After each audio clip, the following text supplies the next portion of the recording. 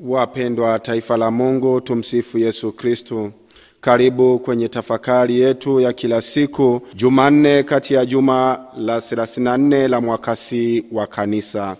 Karibu sasa tusikilize somo katika Injili ilivyoandikwa na Luka, sura ya 21 aya ya 5 hadi ya 11. Watu kadha wa kadha walipokuwa wakiongea habari za hekalu, jinsi lilivyopambwa kwa mawe mazuri na sadaka za watu, Yesu alisema, haya mnayoyatazama, siku zitakuja ambapo halitasalia jiwe juu ya jiwe ambalo halitabomoshwa. Wakamuuliza wakisema, Mwalimu, mambo haya yatakuwa lini? Nayo ni nini ishara ya kuwa mambo haya ya karibu kutukia? Alisema, angalieni msije mkadanganyika, kwa sababu wengi watakuja kwa jina langu wakisema mimi ndiye. Tena majira yamekaribia, basi msiwafuate hao. Nanyi mtakaposikia habari ya vita na fitina, msitishwe, maana haya hayana budi kutukia kwanza, lakini ule mwisho hauji upesi. Kisha aliwaambia, taifa litaondoka kupigana na taifa, na ufalme kupigana na ufalme. Kutakuwa na matetemeko makubwa ya nchi, na njaa na tauni mahali, na mambo ya kutisha na ishara kuu kutoka mbinguni. Neno la Bwana.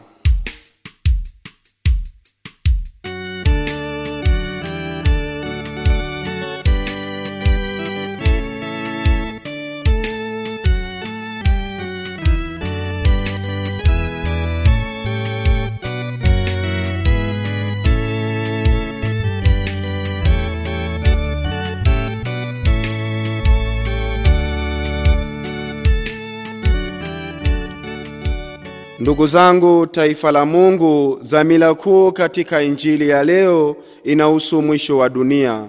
Tumesikia juu ya mjadala wa Bwana wetu Yesu Kristo na umati wa watu. Mjadala huo ni juu ya kuharibiwa kabisa kwa ulimwengu huu unaoonekana na vyote vinavyoupamba. Mjadala huo unasababishwa na jinsi watu walivyokuwa wakistaajabia uzuri wa mapambo ya hekalu. Katika mjadala huo, Bwana wetu Yesu Kristo anadokeza kuwa uzuri wa mvuto na vitu vyote vya dunia na dunia yote utapita. Mambo yote mazuri yataharibikiwa.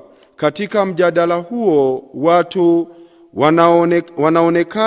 wanataka kujua ni lini na ni ishara zipi zitakazoashiria ujio wa mwisho wa ulimwengu na yote yanayoupamba. Katika kujibu, Bwana wetu Yesu Kristo anatoa tahadhari mbili. Ya kwanza, tujihadhari na wapotoshaji wenye kujifanya akina Kristo na wahubiri wa kweli wa nyakati za mwisho. Ya pili, anatahadharisha kuwa ujio wa huo mwisho hauji upesi. Katika muendelezo wa kujibu swali la lini na ni zipi ishara za mwisho wa ulimwengu, anaweka bayana juu ya dalili za huo mwisho ambazo ni pamoja na Luka sura ya 21 aya ya 10 hadi ya 11 inayosema, kisha akawaambia, taifa litaondoka kupigana na taifa, ufalme kupigana na ufalme, na kutakuwa na matetemeko makubwa ya nchi, na njaa na tauni mahali, ambapo na mambo yote ya kutisha na ishara kuu kutoka mbinguni. Mpaka sasa ishara zote anazotoa zimeshajiri. Hivyo ndiyo kusema kwamba tunaalikwa kujiandaa vema kwa ajili ya mwisho huo. Lakini tujiulize maswali kadhaa. La kwanza, je, maana ya mwisho huo na kuharibikiwa kwa ulimwengu? La pili, je, mwisho huo wa ulimwengu ndio mwisho pia wa kuwepo kwa mwanadamu? La tatu, je, inawezekana kweli Mungu alituumba kisha tupotee jumla baada ya kuharibikiwa kwa ulimwengu? Majibu ya maswali hayo yote yanapatikana katika Katekisimu ya Kanisa Katoliki ndogo, swali namba 1 inayosema: Mungu ametuumba ili tumjue, tumpende, tumtumikie na tupate kufika kwake juu mbinguni. Hivyo ni bayana kwamba sisi sio wa ulimwengu huu, bali tu wapitaji tu.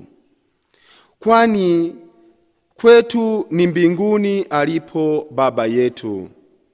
Lakini ili kufika huko hatuna budi kuishi kadri ya mapenzi ya Mungu. Hivyo ndio kusema kwamba si kila mtu atafika mbinguni alipo Baba, kama tusemavyo katika Injili ya Mtakatifu Luka sura ya 16 aya ya 19 hadi ya 31, juu ya Lazaro maskini na yule tajiri. Katika mapambano hayo ya kutaka kwenda mbinguni kwa Baba, ni lazima tujue kuwa hakuna ajuaye saa wala siku.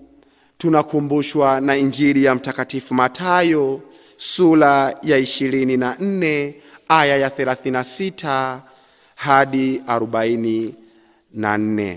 Mwisho kabisa, yapo mambo kadhaa yanayoweza kuwa msaada kwetu ili tuweze kudumu katika kuishi kadri ya mapenzi ya Mungu. Mambo hayo ni pamoja na sala, matendo mema na masakramenti. Ndugu zangu, taifa la Mungu, pia mwezi huu wa Novemba Mama Kanisa anatualika kuwaombea marehemu. Basi nami nachukua nafasi hii kuwaomba ili tuweze kuwaombea marehemu walio na waombezi na wale wasio na waombezi, ili Mwenyezi Mungu aweze kuwapa kibali cha kufika kwake mbinguni. Tumuombe Mungu atusaidie daima kupenda kuunganika naye. Tumsifu Yesu Kristo.